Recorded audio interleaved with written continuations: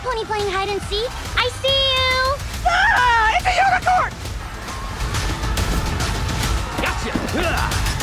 Your son is safe now, ma'am. This isn't my kid! You're welcome! Hola chicas, ¿cómo están? How are you? Hola, muy bien, Giovanni, ¿cómo estás? Good. Oh, I love your accent, Liza. You speak so well. Yo soy de Houston, Texas. Ya tú sabes. Representing. Yeah, of course. How you doing? I'm great. I just watched the movie and girls, this movie doesn't have the right to be so good. The production, the songs, the message. Oh my God. I'm not lying. This is probably in my top 10 movies of the year because it's so good. I enjoy it so much. It has everything you could ever want in it. It does. I mean, and the message, I'm blown away. I'm like, it's amazing. You don't have any magic? We did have it. It just poof, disappeared. Hey. Hey. Ow. Kimiko, let me start with you.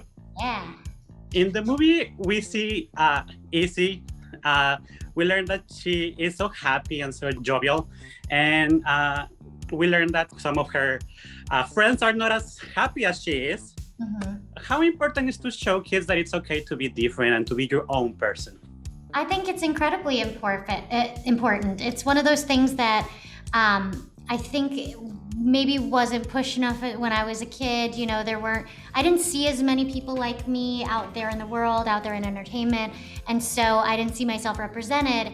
And it honestly affected me a lot. And to see how the world is changing and see how the culture is changing towards inclusivity, it's so important and it really warms my heart. And anytime I see, different types of people represented on the screen, it just chokes me up. I get so emotional because I know how meaningful it would have been to me as a kid. And I love that it doesn't let her affect her when others are not like her. And she keeps going and she's so happy. I love that. Yeah, I know, she's amazing. Whoa! A unicorn and an earth pony? Okay, well, this day just got a whole lot more interesting. And Liza, let me ask you. I think that Zip and Pip have some of the more not difficult but like mature storylines in the movie. I'll take that as an immature human. I mean, they even Yes. they make a question of who can you trust if you cannot trust the royalty?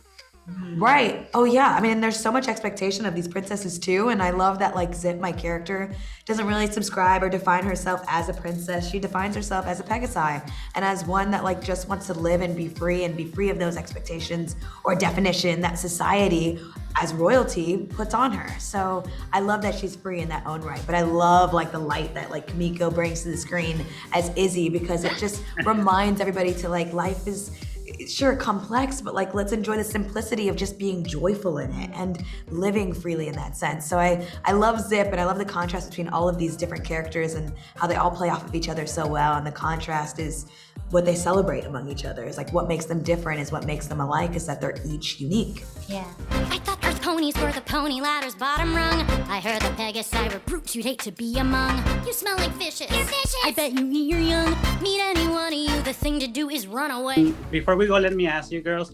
I think that the movie introduces very smartly like fear tactics and propaganda in politics and in real life and how those separate us and want to teach us like, no, you're different, so we don't want you. And it does it like very smartly. Why do you think it's important to bring this message to kids? Well, I mean, I think that it's a broader message of like, inclusivity and not fearing, not separating ourselves from each other just because we fear and we make up stories about like who another, group of people is and actually get to know one another and it'll bring us together and that love and,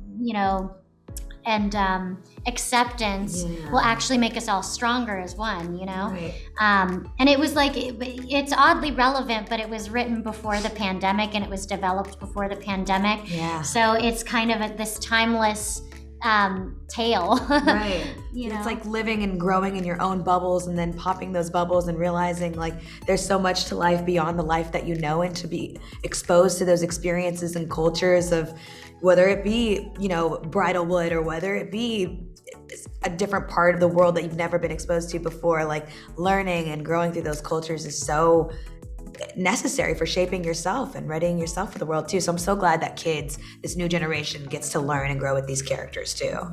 Yeah. Thank you so much. It's so relevant, and I hope kids and adults can learn from it. Thank you so much. Amen. That's the goal.